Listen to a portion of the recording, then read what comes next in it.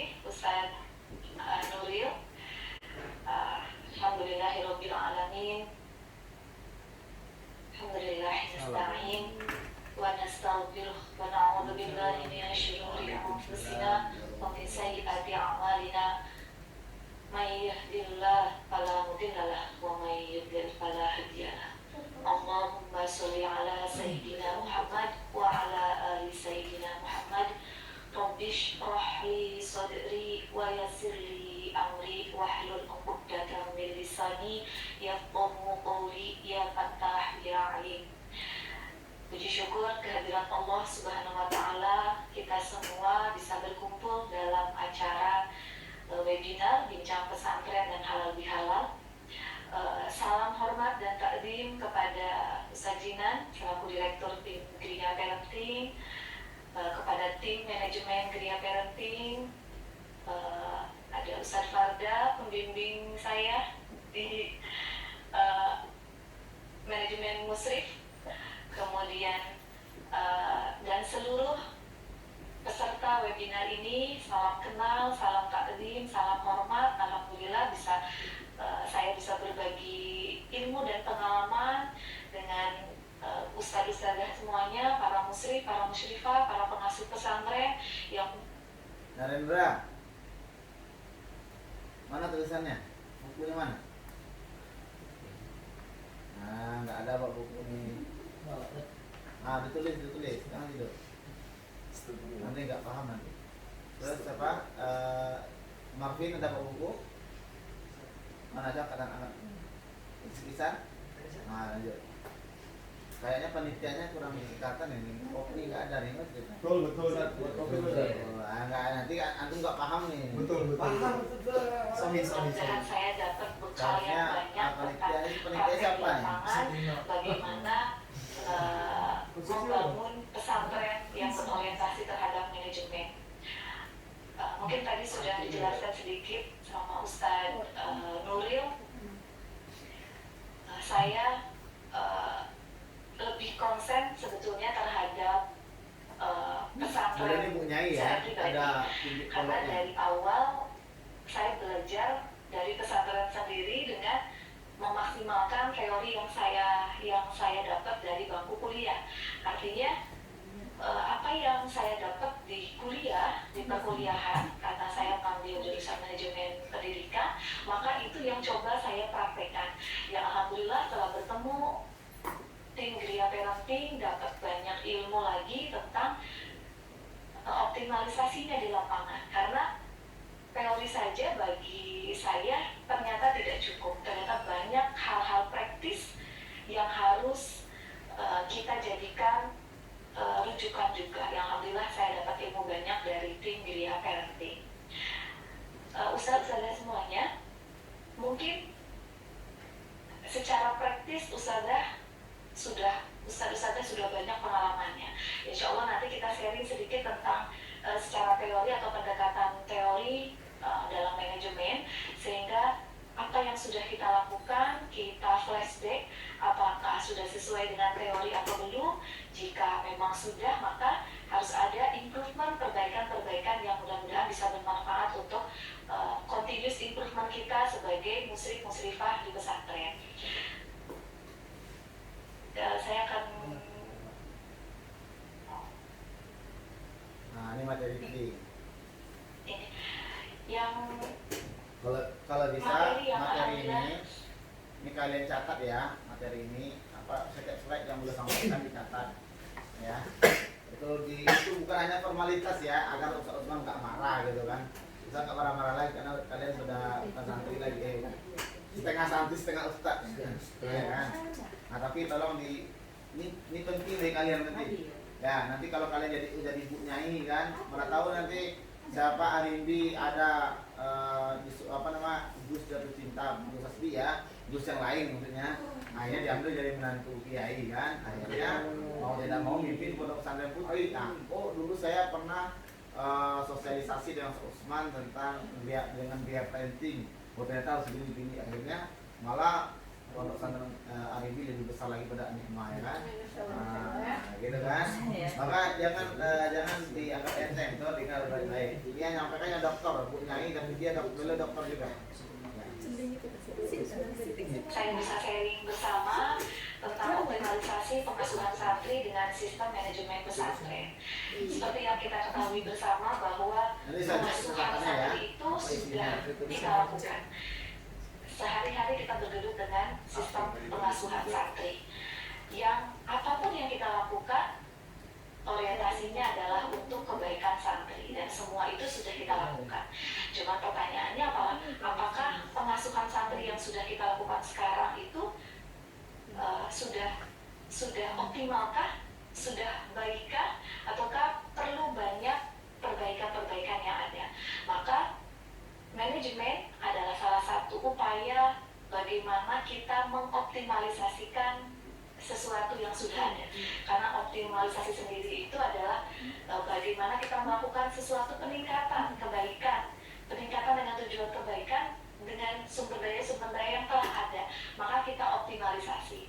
Nah, pendekatan manajemen ini adalah pendekatan yang paling baik, pendekatan yang emang mutlak harus kita lakukan karena yang kita urusi adalah orang-orang, yang kita urusi adalah orang dengan tujuan yang sama, itu organisasi itu sendiri. Banyak sekali kasus-kasus di pesantren yang sering kita... Ini kasus-kasus pesantren nih. Nah, nanti ini yang solusi yang kita cari ya bagi seorang muslim, bagaimana ini tidak terjadi di dalam asuhan dia. Misalnya kita kan, kalau kalian ini mungkin 2 kamar 1 muslim kemungkinan ya. Jadi kalian menghandle 2 kamar kemungkinan. Karena dalam kamar itu nanti ada lagi amir wal amiro. Kalau dulu bahasanya mudabir kan, amil amiro. Jadi satu kamar, setiap kamar ada kelas 2, kelas 12-nya atau kelas 11, kelas 10 yang lanjutan. Tapi nanti yang musrifnya kalian, jadi 2 kamar 1 musrif. Maka jangan sampai ini terjadi di dalam anak asuh kalian, ya. Apa itu kekerasan seksual? Jangan sampai perempuan suka perempuan, itu harus diperhatikan. Nanti ada perempuan yang bening, semua diperhatikan. Gitu kan. Gitu juga laki-laki, jangan sampai ada suka sama laki-laki. Dan apalagi nanti ustadznya suka sama anaknya, jangan sampai, ya. Atau ustazahnya suka sama anak didiknya, jangan. Dan ini jangan dianggap perkara yang biasa. Ini sering terjadi di pesantren yang menjadikan rusak pesantren. Paham ya? Yang bullying, yaitu menyudutkan seseorang, baik kekerasan secara kriminal ataupun secara verbal ya. Penganiayaan, yang sampai terjadi lagi, ini tanggung jawab kalian selama 24 jam. Kerusakan fasilitas pesantren ini semua ada di Anima nih kayaknya. Label pesantren kumuh, pencurian, jangan sampai. Semuanya ya. Ini tugas kita kasih pesantren. Apa penyebabnya? Lemahnya pengasuh. Pengasuh itu siapa? Bukan Gus Hasbi. Pengasuh yang inti itu adalah kalian, muslim-muslimah. Yang pengasuh langsung berhadapan dengan anak 24 jam. Kalau Gus Hasbi itu mengasuh kalian, ya, paham ya? Ustaz Usman juga Ustaz wakil dari Gus Hasbi. Di bidang pengasuhan.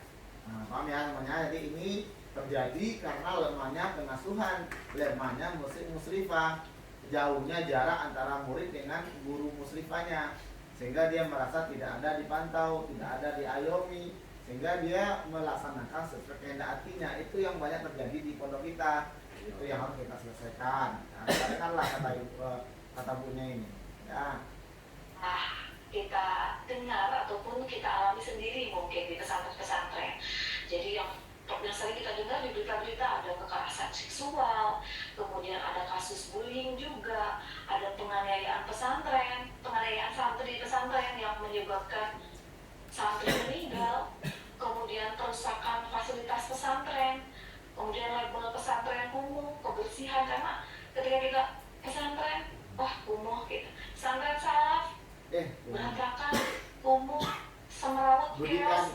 Itu label yang sering ada di pesantren. Kemudian kasus pencurian juga, jadi dan kasus-kasus lainnya yang ada di pesantren, termasuk kasus yang bukan kasus yang tadi Ustaz Dinan sampaikan, misalnya tentang manajemen halakoh yang ada kekosongan dan lain sebagainya, itu semua permasalahan-permasalahan yang ada di pesantren. Nah, lalu ditanya, mana Narendra? Gitu. Tidur. Nah, asal nggak ingin terjadi lagi ya. Nah, misalnya halakohnya kosong, contoh ya, contoh. Nah, mana pusatnya siapa? Narendra. Mana Narendra? Tidur. Nah, asal nggak ingin terjadi. Ini halakohnya siapa? Ustaz Rizky Ihsan. Mana? Ngetem di AM. Nah, asal nggak ingin terjadi ya. Ini oh dia di Asada ya, padahal yang hebatnya di sini oh dia nostalgia di Asada ya. Nah, terus ada yang kosong halakohnya lagi mana ustadznya Ustaz Salman ngetem siapa di kamar takmir, nah, usah kayak gitu ya. Nah, tapi benar-benar ini terjadi kita tingkatkan gitu kan. Misalnya mana Ustaz Tino lagi meeting dengan teman-temannya di kafe ya, usah kayak gitu. Astagfirullah. Contoh ya, atau mana Wahyu beli bandrek di Tembesi gitu ya. Sampai ke Tembesi beli bandrek, Jauh kali Bang. itu jangan terjadi ya. Ini anak-anak ini harus kalian pantau 24 jam 24 jam, tapi bukan berarti kalian lihat terus lagi, tapi ada sistemnya, ada SOP-nya, karena selalu ya ada istirahatnya dan kegiatan ya. Bang, ini lagi latar belakang pemikiran. Apa yang mau kutulis? Mana Marvin? Kata Bang Bonang. Nah, astagfirullahaladzim. Yang pertama, sebetulnya pengasuhan santri ini memiliki porsi yang sangat besar di pesantren karena menjadi titik ukur dan pola penentu keberhasilan output yang diharapkan. Jadi poin pengasuhan di pesantren itu adalah sesuatu yang sangat besar karena santri itu keberadaan di asrama itu 24 jam dengan rutinitas yang terintegratif menjadikan sistem pengasuhan santri sebagai center point yang harus dioptimalkan. Permasalahan apapun berawal dari kepengasuhan santri di asrama. Kedisiplinan santri berawal dari kepengasuhan atau kontrolin asrama yang kurang maksimal. Santri telat pasti berkaitan dengan kontrolin musrifah di asrama yang kurang maksimal misalnya, ataupun dan lain sebagainya. Intinya apapun permasalahan santri pasti berakar atau bersumber sebetulnya dari jalur kepengasuhan santri. Artinya bahwa pengasuhan santri itu porsinya sangat besar. Karena porsinya besar, maka apapun yang kita pikirkan, apapun yang kita konsepkan itu harus besar pula untuk kepengasuhan ini. Bagaimana kita merancang sebuah kepengasuhan santri supaya mengantisipasi permasalahan-permasalahan yang kedepannya akan ada. Gitu. Jadi emang dari kepengasuhan santri ini yang harus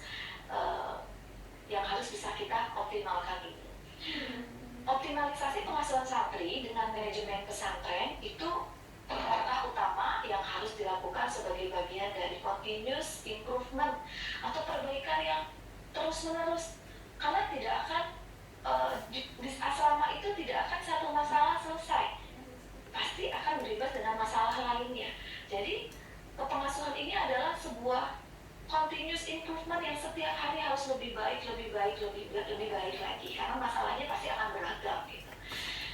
Nah, bagian dari continuous improvement dalam sebuah lembaga yang berorientasi terhadap mutu. Kenapa saya bilang Ya, catat dulu, catat. Semuanya catat ini. Ini penting.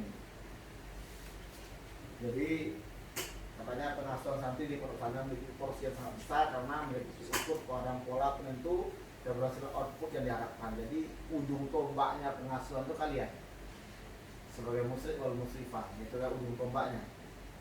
Kemudian keberadaan santri di asrama yang 24 jam dengan rutinitas yang terintegrasi nanti menjadi sistem pengasuhan sebagai center point yang harus dioptimalkan. Jadi kalian akan bertemu dengan santri itu 24 jam, maka benar-benar harus optimal, nah, gitu kan? Karena semua hal itu nanti arahnya ke kalian, ya kan? Sebagaimana seorang ayah dan ibu gitu, anaknya terjadi apa-apa tuh pasti siapa ayahnya, siapa ibunya gitu, ya. Kemudian optimalisasi pengasuhan santri dan manajemen pesantren jadi langkah utama yang dilakukan sebagai bagian dari continuous improvement atau terus-menerus ya. Sebuah lembaga yang berorientasi pada mutu. Jadi setiap hari itu musrik wal musrifah harus ditingkatkan setiap hari itu harus tambah dekat dengan anak-anaknya. Setiap hari itu harus banyak bersama anak-anaknya. Nah, gitu. Ya, paham ya? Jadi kalian tuh ujung tombak, kalian tuh akan bersama santri 24 jam dan harus ada peningkatan setiap hari, dan apapun permasalahan nanti akan ditanya dulu adalah kalian sendiri. Apakah ada dipantau nggak anak-anaknya? Apakah ada nggak dibangunin anak-anaknya dengan SOP? Adakah nggak anak-anaknya didorong ke masjid? Ada nggak anak-anaknya setiap malam sebelum tidur dikumpulkan, kemudian di muhasabah yang telah dibuat, kemudian diisi muhasabahnya dengan benar? Apakah ada nggak dia disuruh tidur dengan adab-adab, kemudian baca doa sebelum tidur, menutup aurat ketika tidur, ada nggak? Nah, itu anak kalian tanya ya. Oke, sudah selesai? Wah, ini lama kali ini ya. Cepat aja. Nah, dicatat ini, sengaja apakah nih catat. Nanti kalau ketika ada tulisan langsung kau catat ya, agar kita nggak lama. Ya.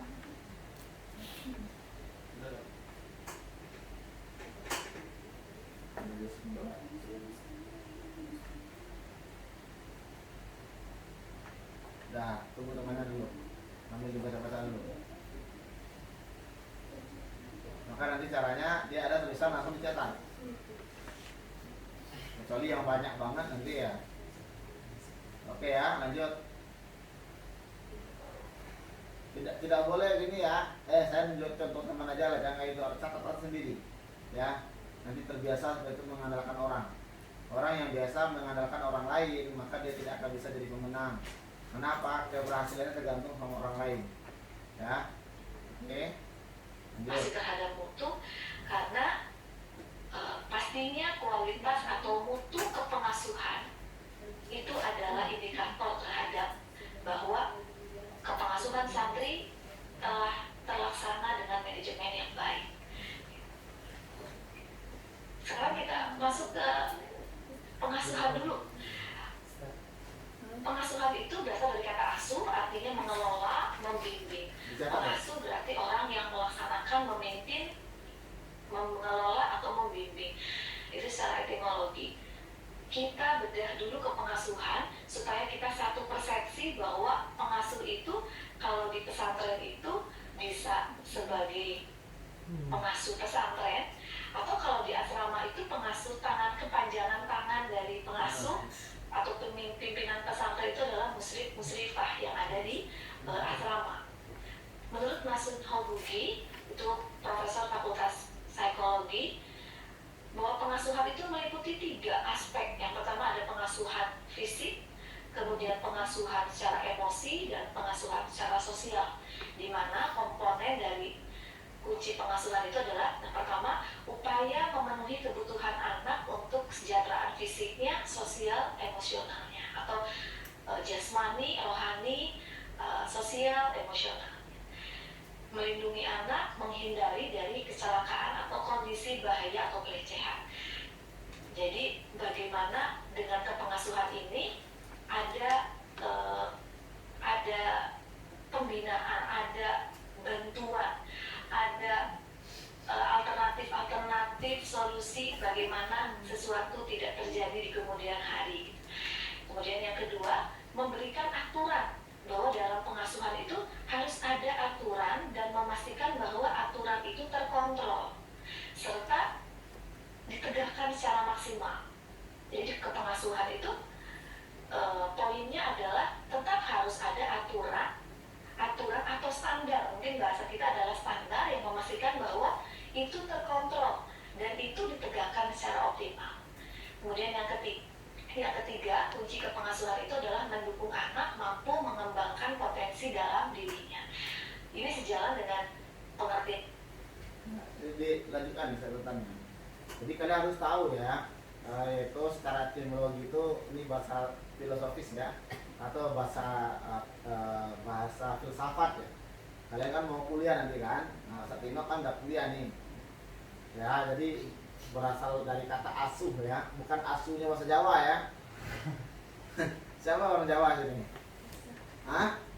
Orang Jawa? Asuh bahasa Jawa itu bahaya itu, ya. Jadi asuh itu artinya, karena Ustaz lama di Jawa, ini dengan asuh itu kayak gimana gitu. Ya, jadi asuh ya, artinya memimpin. Jadi arti asuh tuh kalian pengasuh, kalian itu memimpin, mengelola, membimbing ya. Pengasuh seperti orang yang melaksanakan tugas memimpin, mengelola dan membimbing. Ingat ya, jadi tugas musyrif itu tidak mudah, tanggung jawabnya besar, maka itulah kalian yang dilatih ya. Kemudian ada menurut Profesor ini walaupun dia orang luar ya, tapi nggak apa-apa kita ambil ilmunya. Itu mengasuh itu bukan hanya kalian jadi ambil kamarnya, jadi musyrifah kamar, itu aja, nggak gitu ya. Bukan hanya kebersihannya saja, tidak, tapi kalian tuh dituntut untuk memenuhi kebutuhan anak untuk kesehatan fisik, sosial, dan emosionalnya. Ya, bagaimana kalian lindungi mereka? Jadi dilindungi mereka, terjadi kesejahteraan fisiknya dilindungi, sosialnya, emosinya dilindungi, dan juga jangan sampai dia terjadi pelecehan, kecelakaan pokoknya kalian lindungi lah. Jangan sampai kalian pula yang bikin ulah. Nanti kamar saat maka 2 uangnya hilang terus. Ternyata dilihat CCTV, ternyata musyrifnya yang ngambil. Berarti ini pengkhianat besar. Ini namanya pengkhianat besar. Ini namanya pagar makan tanaman. Ini namanya menggunting dalam lipatan. Paham ya? Jangan sampai terjadi pelanggaran itu dilakukan oleh musyrif. Jangan sampai terjadi. Paham ya?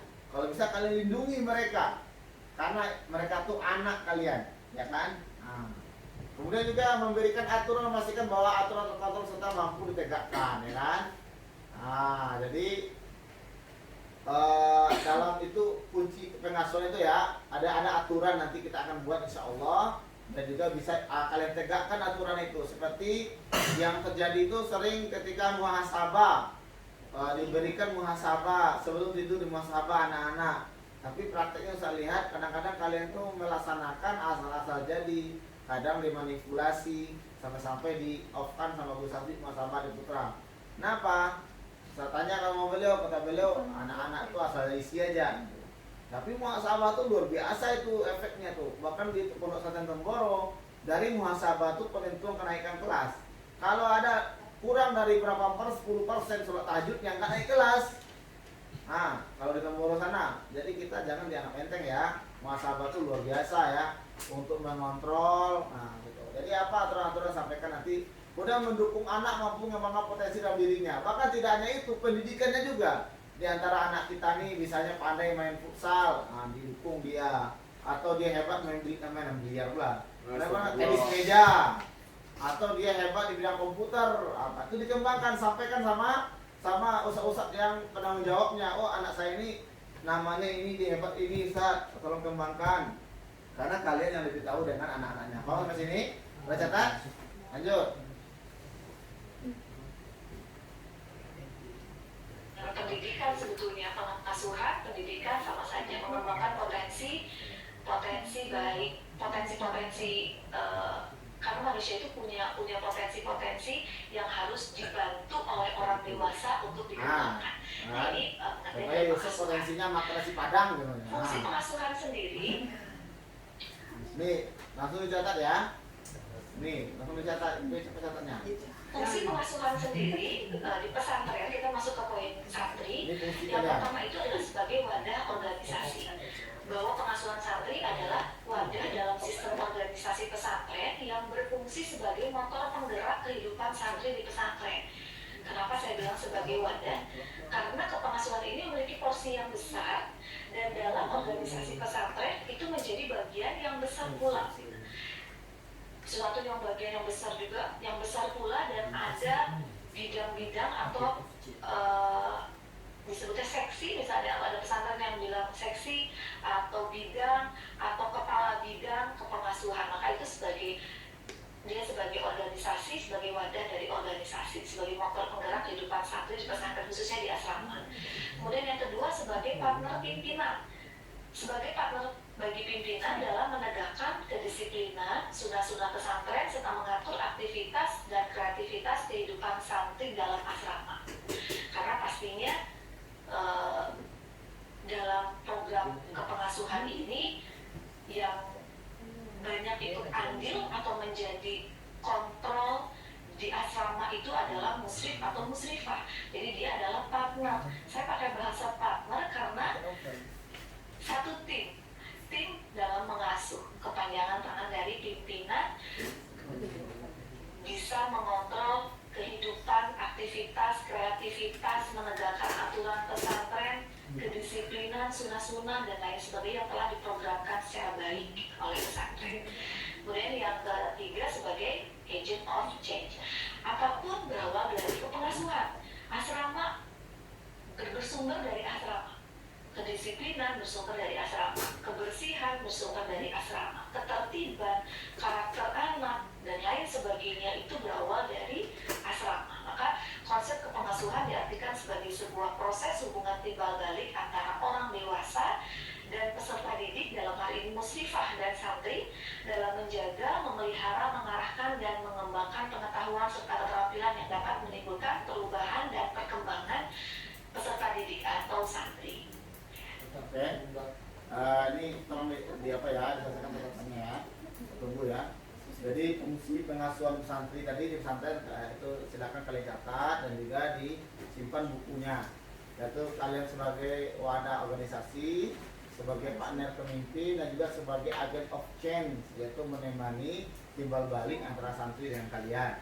Ya, pengasuhan santri sebuah wadah dalam organisasi pesantren yang sebagai motor penggerak kehidupan santri di pesantren. Jadi motor penggeraknya itu adalah kalian sebagai pengasuh, perpanjangan tangan dari pimpinan ya. Nah, ini penggeraknya. Kalau tidak bergerak, berarti itu disebabkan lemahnya di pengasuhan atau musrifnya. Ya. Hari ini sudah selesai tak? Udah, cepat ya. Wahyu lama kali jatahnya. Udah. Mana Wahyu inti-intinya jatahnya dong. Judul-judulnya toh. Judul-judulnya toh. Astagfirullah. Terus suruh catat di semuanya judul-judulnya toh. Makanya usah diam kan ini. Nah, itu ngelatih namanya ketahanan kerja. Bagaimana kalian bisa tahu nanti kalian mencatatnya kan? Nah, silakan dicatat. Makanya terangkan sedikit agar kalian bisa catat ini. Nah, jadi yang pertama sebagai motor penggerak ya, sebagai wadah organisasi. Nah, jadi sebagai motor penggerak berjalannya asrama itu diri musrif kan. Kemudian sebagai partner pemimpin ya. Di sini belum menggunakan partner ya. Nah, tapi sebagai perpanjangan tangan dari pemimpin. Jadi kalian musrifah adalah perpanjangan tangan dari Gus Asdi, perpanjangan tangan dari Ustaz Usman ya kan, sebagai pengasuh atau sebagai mudir ya yang ditunjuk oleh Pak Kiai. Nah, dan juga perpanjangan dari Pak Kiai dan Bu Nyai ya. Nah, jadi aktivitas semuanya itu di kalian lah nanti.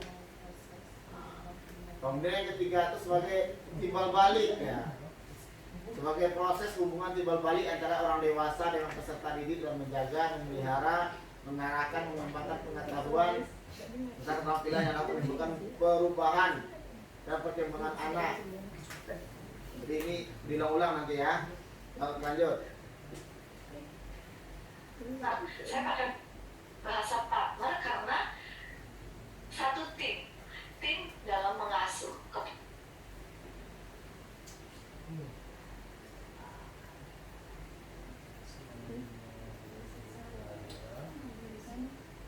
Nah, saya pakai bahasa partner karena satu tim dalam mengasuh, kepanjangan tangan dari pimpinan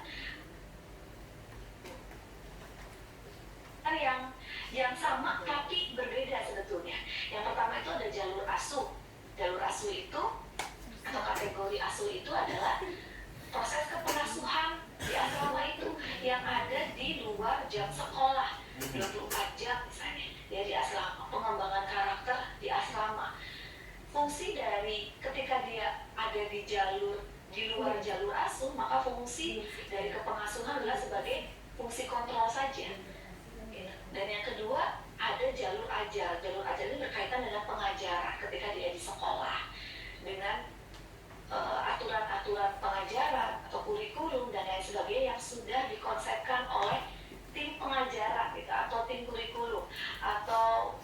program pendidikan pesantren. Sedangkan jalur asuh ini ada di dalam asrama yang mengatur, mengelola, membimbing, kemudian memotivasi dan lain sebagainya. Jadi ada dua poin besar, jalur asuh dan jalur ajar yang ada di pesantren. Ini saya ngambil dari pola pengasuhan anak yang sudah lumrah menjadi patokan. Ada 4, 1, 2, 3, 4. Ada 4 pola pengasuhan anak, mungkin kita termasuk yang mana. Yang pertama ada permisif. Permisif itu adalah orang tua tidak menetapkan batas-batas tingkah laku dan membiarkan anak mengerjakan sesuatu sesuai keinginannya sendiri. Nah, pola asuh jenis ini tidak ada batasan, tidak ada standar, tidak ada sesuatu yang jadi baku gitu terhadap anak. Mereka mengerjakan sesuatu sesuai dengan keinginannya sendiri. Kalau dalam teori psikologi perkembangan itu mungkin teori naturalisme gitu. Jadi mengalir seperti apa adanya saja. Kemudian yang kedua ada tipe pola asuh yang demokratis, menghargai keinginan anak, tetapi juga menekankan pada kemampuan untuk mengikuti aturan sosial. Ada komunikasi yang terjalin. Ini yang nomor 2 ini yang dipakai di kita ya, yang demokratis. Santri, orang tua dengan anak, kita bisa analogikan seperti itu. Jadi demokratis. Apapun dikomunikasikan, diberikan refleksi dan lain sebagainya. Kemudian yang ketiga, tipe otoriter, itu lebih ke memaksa anak untuk mengikuti apa yang orang tua inginkan. Nah ini tipe-tipe seperti ini doktrinannya kuat, harus A ya harus A, harus B ya harus B.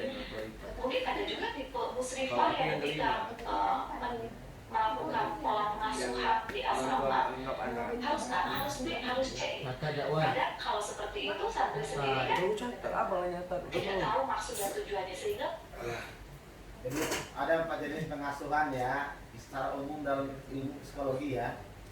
So, coba sebutkan Sob, ada berapa jenis ini? 11. Yang kita satu. Ada 5. 11. Permisi, demokratis, mengabaikan. Ini baca sana iyalah ya kan. Ya, jadi yang kita pakai yang sini yang mana tuh? Yang masuk. Yang Yang demokratis ya.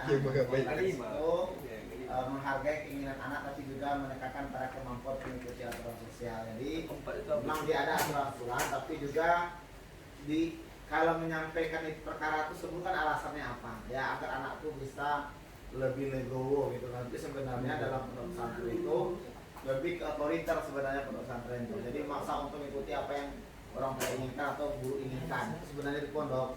Tetapi kita lebih ke demokratis. Jadi kita menyampaikan apa tujuannya, kenapa seperti ini tujuannya gitu kan. Oke. Motivasi besar untuk dia mengikuti pun hanya sebatas karena aturan atau paksaan misalnya gitu. Mungkin harus diimbangi oleh motivasi juga. Yang berikutnya yang keempat ada tipe mengabaikan atau tidak mempedulikan anak. Nah ini mengabaikan keberadaan anak, bahkan menunjukkan ketidakpedulian terhadap anak atau laissez-faire. Biasanya ada pola asuh juga yang menyebutkan yang tipe cuek ini laissez-faire, mengabaikan keberadaan anak, bahkan menunjukkan ketidakpedulian terhadap anak. Nah ini empat pola asuh pada anak yang mungkin bisa jadi refleksi juga buat kita. Selama ini tipe pengasuhan mana nih? Kita ada di pengasuhan yang mana, poin yang mana terhadap musrifah terhadap santri di asrama.